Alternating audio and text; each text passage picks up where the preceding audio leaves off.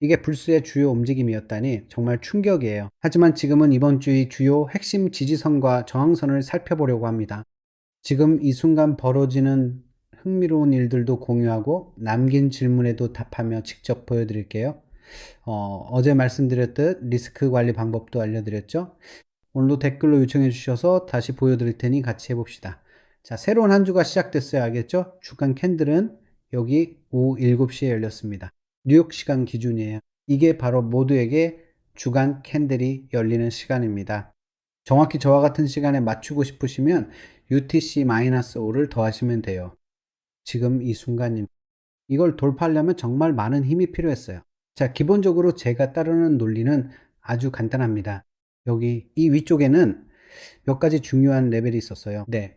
몇 개의 VWAP 있었는데 저점에서부터의 VWAP 있었죠. 가격 움직임을 보면 이걸 보세요. 아마 이 부분은 다음 영상에서 이야기할 것 같아요. 여기서는 저점에서의 VWAP 있었고 빨간 선 보이시죠? 월간 VWAP에서의 VWAP도 있었습니다. 혹시 모르실까봐 말씀드리는데 가끔은 제가 당연하게 생각하고 넘어가요. 그래서 보여드릴게요. 여기 보시면 앵커드 VWAP를 선택할 수 있고 이 도구들은 거래량 기반 도구입니다. 이 도구는 특정 구간에서 거래량이 가장 많이 발생한 위치를 알려줍니다. 특정 시간 프레임이나 구간에서 말이죠. 그래서 매매할 때 확률을 높일 수 있습니다. 이건 확률적인 게임이에요. 그러니까 보장된 게임이 아니고 100%도 아니고 그냥 확률적인 거죠. 여기 보시면 월간 캔들이 열릴 수 있는 위치가 바로 여기고 이번 달에 VAP도 있습니다. 여기가 바로 그 자리였는데 실제로 몇몇 주요 구간을 그냥 뚫고 지나갔어요. 여기 연간 밸류 에어리어 로우가 있습니다. 네이키드 POC 지난주 월요일 포인트 오브 컨트롤이죠. 지난주 월요일 포인트 오브 컨트롤이 여기 있었어요. 바로 여기였죠. 오후 7시부터요. 보시다시피 여전히 네이키드 상태였어요. 근데 지금 이게 정말 흥미로운 상황이에요. 네, 정말 흥미롭고 그리고 네이키드 POC가 바로 저기 있습니다. 또한 몇 가지 추가로 중요한 구간이 있는데 그게 바로 월간 12월 포인트 오브 컨트롤이에요. 그래서 우리는 아주 흥미로운 구간에 와 있습니다. 지금 사람들이 흥분하고 있어요.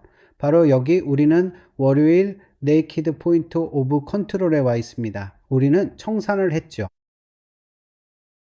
흥미로운 청산들이 있었고 또 오더북에서도 흥미로운 큰 주문들이 쌓여 있었어요. 이걸 지우면 보여드릴게요. 여기 큰 노란색으로 표시된 부분 보이시죠? 여기 보세요. 여기 큰 주문들이 있습니다. 아시다시피 많은 주문들이 여기 쌓여 있어요. 청산 히트맵이나 오더북 히트맵을 사용할 수 있습니다. 이걸 집계 오더북 히트맵이라고 부릅니다. 그래서 어디에 많은 주문이 쌓여 있는지 볼 수 있어요. 그래서 지금 이 부분을 우리가 뚫었죠. 동시에 이게 월요일 네이키드 포인트 오브 컨트롤이었어요. 여기 이 부분 보세요. 여기가 바로 월요일에 네이키드 포인트 오브 컨트롤이었습니다. 구만에서 보세요. 그래서 이 구간이 지금 정말 흥미로운 레벨이에요. 그래서 저는 확률을 보고 있습니다. 네, 저는 이렇게 합니다. 그리고 이건 월간 푸징이기도 해요. 네, 그래서 이건 스탑로스를 뚫은 후에 극단적인 핵심 레벨입니다. 네, 그래서 만약 우리가 차트를 뒤집는다면 많은 사람들이 상승장 차트만 보기 때문에 지금 이 상황에서 여러분은 진짜로 상승장이라고 생각하시겠어요? 그게 바로 질문이죠. 만약 이걸 역차트로 본다면요. 자, 차트에 다른 것도 하나 넣어 봅시다. 제가 여러분께 간단히 보여드리고 싶어요. 여기요. 이미 저기 표시해 놨으니까 이건 지울게요. 지금 바로요. 지금 일어나고 있는 몇 가지를 보여드릴게요. 이번 주가 새로 시작됐으니까 제 키레벨도 표시해 둘게요. 그리고 뉴욕 증권거래소도 몇 시간 후에 열릴 예정이에요. 그래서 이게 추가 상승의 촉매가 될 수도 있고 아니면은 완전히 되돌릴 수도 있어요. 왜냐하면 이건 물리학이잖아요. 올라간 건 내려오게 돼 있어요. 중력이죠. 아시잖아요. 근데 이걸 한번 보세요. 이번 주에 밸류 에러 하이도 여기 표시해 둘 거고 밸류 에러 로우도 표시해 둘 거예요. 그래서 여기에 표시할게요. 여기가 바로 밸류 에러 로우고 위쪽이요. 여기가 제 밸류 에러 하이가 될 거예요. 그리고 빨간 선은 이번 주의 포인트 오브 컨트롤이 될 건데 아직 터치되지 않았어요. 그래서 이 구간이 흥미로운 레벨이 될 거예요. 여기에 포인트 오브 컨트롤로 표시해 둘게요. 그리고 새 주가 시작됐으니까 주간 캔들 오픈도 추가하는 걸 좋아해요. 그래서 여기다가 W 오픈, 즉 주간 캔들 오픈으로 설정할게요. 그래서 지금 저는 지난주 기준으로 주요 레벨들을 표시해 뒀어요. 그리고 추가적인 근거로 하나 더 넣을 수 있어요. 지난주의 V웹도 표시해 둘 수 있죠? 참고용으로요. 보세요. 우리가 V웹 돌파를 시도했다가 거부당했고 그게 이어졌다는 걸 알 수 있죠. 이번 주 시작이 흥미롭네요. 하지만 뉴욕 증권거래소가 바로 여기서 개장할 거예요. 자, 여기서 우리가 머니박스를 볼 수 있어요. 이게 아시안 머니박스예요. 아시안 머니박스에 대해 물어보셨죠? 보통은 저녁 7시쯤이에요. 그게 바로 1일 캔들 마감 시간이고 동시에 4시간 캔들 마감이기도 하죠. 그런데 제가 말하는 아시안 머니박스는 사실상 월요일 전체에 해당된다는 걸 알게 됐어요. 진짜로 월요일 전체가 다 적용돼요. 근데 제 말은 주간 캔들도 같이 있기 때문이죠. 아시잖아요. 같이 있다는 거예요. 그래서 그런지 월요일에 아시안 마감이나 아시안 마켓 오픈이 더 강력하다고 느껴져요. 그래서 지금 이 상황이 흥미롭네요. 왜냐하면 우리가 저항을 맞았거든요. 월간 캔들 오픈, 월간 캔들 플립은 아니에요. 네. 여기 청산 히트맵에서 보여드리고 싶은 게 있어요. 오더북 히트맵입니다. 지금 바로 여기로 왔는데 많은 사람들이 여기서 굉장히 들떠 있어요. 네, 이거랑 거의 비슷하죠? 여기 보시면 우리가 큰 주문을 소화했을 때 사람들이 신나하잖아요. 자, 지금 객관적으로 말하면 92,000의 흥미로운 주문들이 있고요. 그리고 다음으로 주목할 만한 주문들은 86,000과 85,000에 있어요. 그러니까 이게 다음 목표 지점들이죠. 기본적으로 가격은 주요 거래량 구간이나 주요 유동성 구역에서 다른 주요 유동성 구역으로 이동하는 시기예요. 이게 다른 이유 때문이 아니라 말 그대로 암호화폐 거래소에서 사람들이 서로 물건을 주고받는 것과 똑같아요.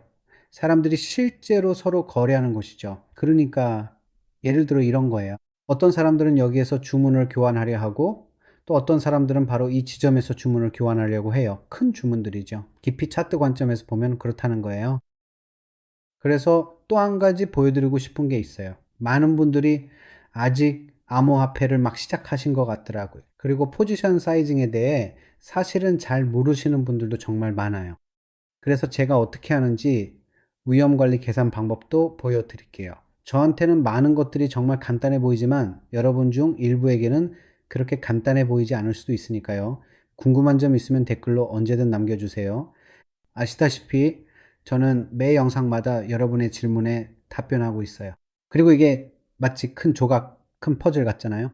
여러분이 퍼즐 조각들을 맞추다 보면은 전체 그림이 보이게 됩니다. 그래서 오늘은 포지션 관리와 위험 관리에 대해 이야기해 볼 거예요. 그리고 절대 청산당하지 않는 방법도 알려드릴게요. 많은 분들이 청산당하지 않고도 거래할 수 있다는 걸 잘 모르시거든요. 예를 들어서 가정해 봅시다. 알겠죠?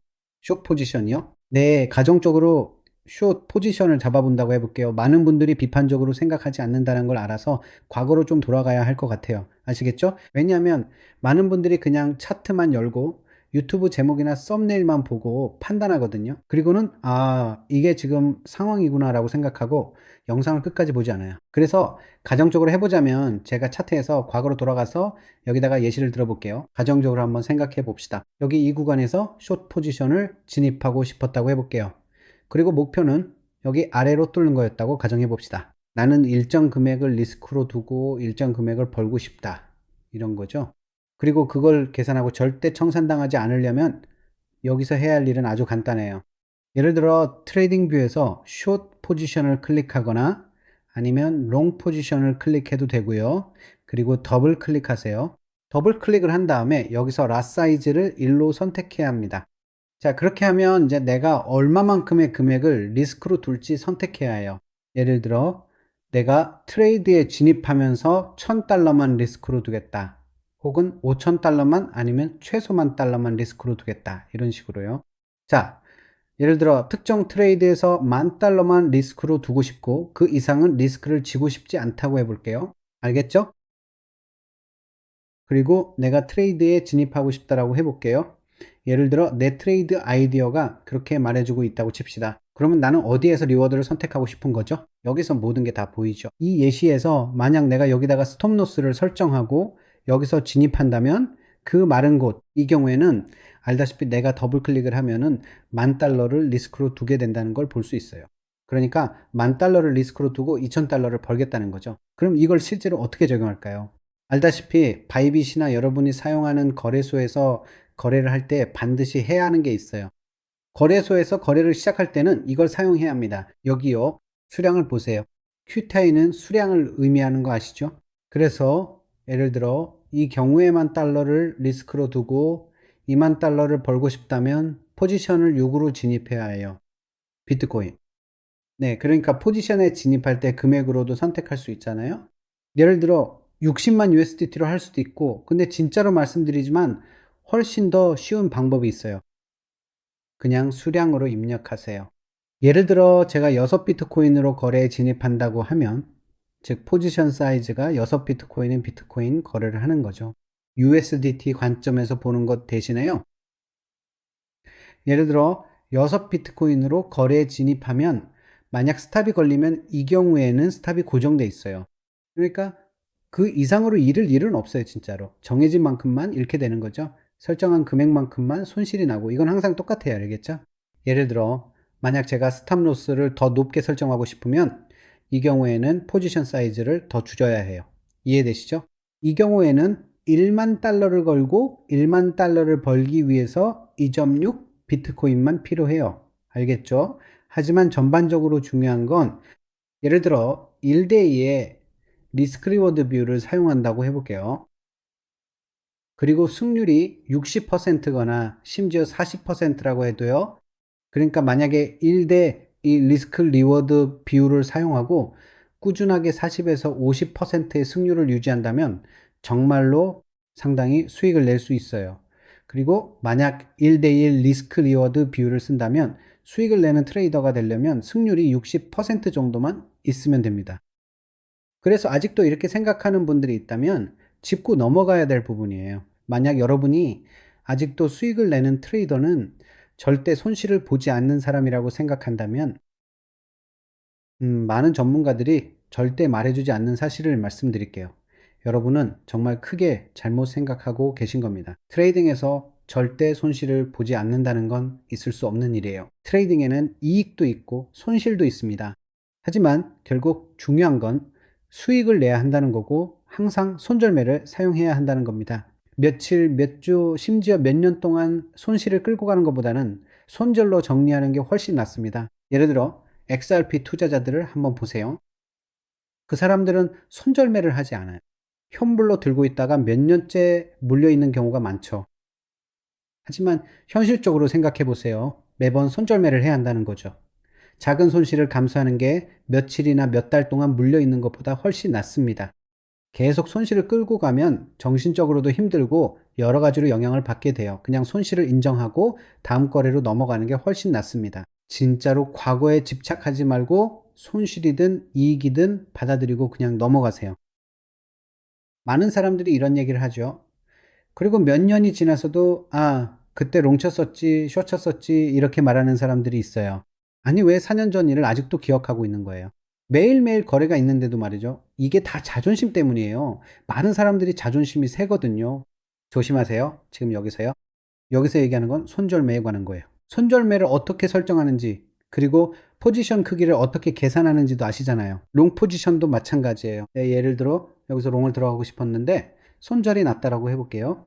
알겠죠? 예를 들어 둔 패턴에서 롱 포지션을 진입하고 손절매를 아래에 둡니다. 여기죠, 맞죠? 가정해보면 여기서도 똑같이 하게 될 거예요. 여기서 얼마나 리스크를 감수할지 그냥 설정하면 돼요. 계좌 크기를 입력할 수도 있고 퍼센트로 리스크를 정할 수도 있어요. 계좌의 1, 2, 3, 5%만 리스크로 봅니다. 이건 전적으로 당신과 당신의 실력 그리고 경험에 달려 있어요. 알겠죠? 하지만 여기서는 그냥 가상의 예시로 둥근 숫자를 넣어 볼게요. 알겠죠? 네, 이번에는요. 여기요. 만약 1만 달러를 리스크로 잡고 예를 들어 2만 달러를 벌고 싶다고 해봅시다. 둥근 숫자로요. 이번 거래에서 당신의 거래를 한번 봅시다. 아이디어는 좋아. 여기서 롱 포지션을 잡을 거였지만 손절이 났어요. 이 경우에는 10,000달러를 잃게 되지만 원래 목표는 2만 달러였죠. 이게 말이 되나요? 제 말은 이게 사실이라는 걸 알아요. 아직도 80%의 사람들이 펄 보고 있고 포지션 사이즈 계산법을 모른다는 것도 저는 잘 알고 있어요. 저도 사실 솔직히 말씀드리자면 이걸 완전히 이해하는 데는 몇 년이 걸렸어요. 제 트레이딩 초반 몇 년 동안은 포지션 사이징에 대해 전혀 몰랐거든요. 비트코인 거래할 때도 몰랐어요. 사실 포지션 사이즈를 계산하면 청산당하지 않을 수도 있다는 걸 알게 됐죠. 트레이딩을 시작한 첫 몇 년은 정말 끔찍했어요. 너무 힘들었죠. 하지만 그다음부터는 이게 일종의 게임이 되는 거죠. 확률의 게임이요. 자, 다시 본론으로 돌아가 볼게요. 네, 이게 바로 제가 말한 핵심 구간이에요. 그리고 다시 한번 말씀드리지만 궁금한 점 있으면 언제든 말씀해 주세요. 그냥 말씀만 해 주시면 여기서 바로 답변해 드릴게요. 저는 이렇게 하는 게 좋더라고요. 예전부터 여기 이 구간이 우리의 핵심 레벨이에요. 여기 있습니다. 월요일 POC에서 큰 청산이 막 일어났어요. 많은 사람들이 흥분하죠. 여기 바로 월간 POC, 즉 컨트롤 포인트가 있습니다. 자, 만약 원하신다면 충분히 많은 분들이 제발 더 해주세요 라고 하신다면요. 볼륨 프로파일에 대해 더 얘기해 볼게요. 여기 이 부분 보세요. 여기에는 그걸 표시하지 않았어요. 볼륨 프로파일이나 이 부분 또는 V웹에 대해 더 설명을 원하시면 댓글로 알려주세요. 내일 영상에서 다뤄드릴게요. 비트코인 거래를 원하신다면 아래 설명란 첫 번째 링크에서 가입하실 수 있습니다. 가입해서 구매하세요. 그게 최고의 암호화폐 트레이딩 거래소입니다. 만약 데이 트레이드를 하면 바이비트에 계셔야 해요. 네, 거래소가 정말 많다는 건 저도 잘 알아요. 개인적으로 바이비트가 제일 마음에 들어요. 이건 사실이고 아래에서 가입하실 수 있습니다. 제 추천 링크를 사용하면 수수료에서 큰 리베이트와 환급을 받을 수 있고 많은 돈을 절약하며 큰 보너스도 챙길 수 있어요. 채널 구독도 꼭 하셔서 앞으로 어떤 일이 일어나는지 확인해 보세요. 내일 영상에서 또 만나요. 아디오스 친구들.